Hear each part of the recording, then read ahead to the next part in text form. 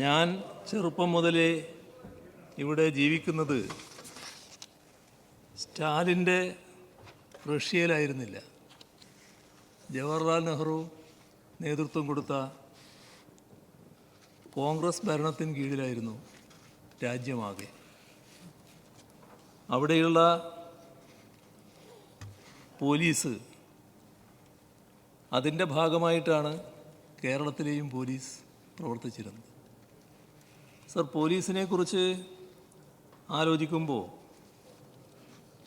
ആദ്യം ചിന്തിക്കേണ്ടത്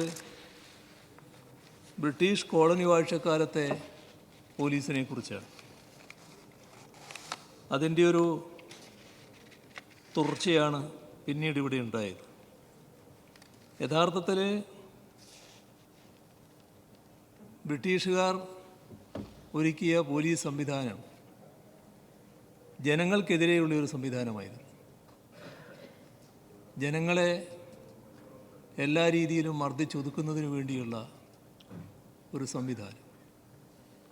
അതിൻ്റെ ഭാഗമായാണ്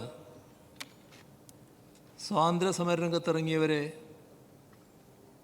അതിക്രൂരമായി മർദ്ദിച്ചൊതുക്കാൻ ശ്രമിച്ചത്.